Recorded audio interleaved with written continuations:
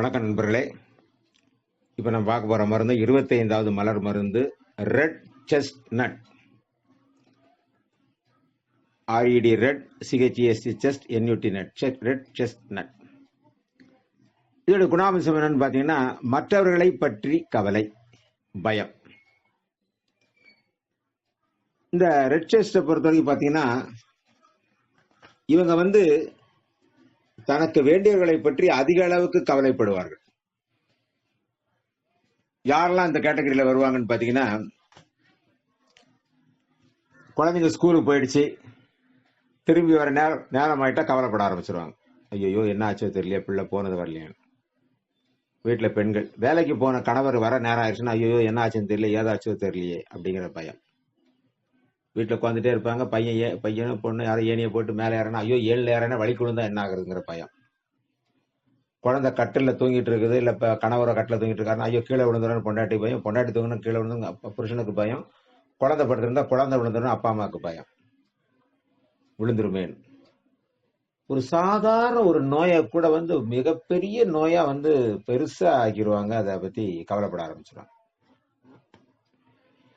இவங்க கிட்ட உள்ள ஒரு பழக்கம் என்னன்னா, மற்றவர்களுக்காக நாம் தேவையில்லை இல்ல தேவையில்லாமல் கவலை கொள்ளுது. அடுத்தவங்களை பத்தி ஒரு ஏனியில் ஏற அவனுக்கு தெரியாத, சேஃப்டியா போகணும்னு தெரியாதா, இல்ல ஸ்கூலுக்கு போன பையன் வீட்டுக்கு வரணும்னு தெரியாதா, வேலைக்கு போன ஹஸ்பண்ட் வீட்டுக்கு வரணும்னு தெரியாதா. இதெல்லாம் தேவையில்லாத கவலைகள். என்னன்னு கேட்டீங்கன்னா, மன தளர்ச்சி அடைந்து உடல் நலம் பாதிக்கும்.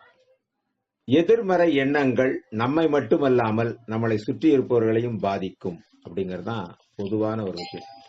எப்பவுமே சொல்லுவோம், எதிர்மறை எண்ணங்களை நாம தவிர்க்க வேண்டும் அப்படிங்கிறது. இதை ஒரு உதாரணத்துக்கு நான் சொல்லணும்னு கேட்டீங்கன்னா, ஒரு ஏரியோட தண்ணி பார்க்கும்போது அதை கிறிஸ்டல் கிளியர் பல அசுத்தங்கள் அதனுடைய இது நல்லா இல்லாம இருந்தது அப்படியும். அந்த இடத்த உட்காந்து ஒரு தியானம் பண்ணதுக்கு அப்புறம் பாத்தீங்கன்னா, அந்த தண்ணியினுடைய தன்மையே மாறிவிட்டது அப்படின்னு சொல்லுவாங்க. ஏன்னா எதிர்மறை எண்ணங்கள் இல்லாமல் நேர்மறை எண்ணங்களாக மாறும்போது சுற்றுச்சூழல் முற்றுமாக மாறிவிடும்.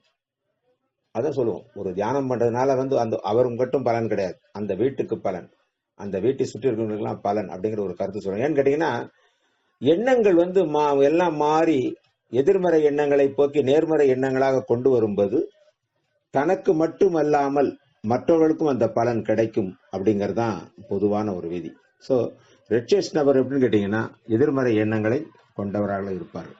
தேவையில்லாம பயப்படுவார், அடுத்தவங்களுக்காக பயப்படுறது. ஐயோ ஃப்ரெண்டு பஸ் ஏற்றி விட்டு ஊருக்கு போறானே, போய் சேர்ந்தானா இல்லையா.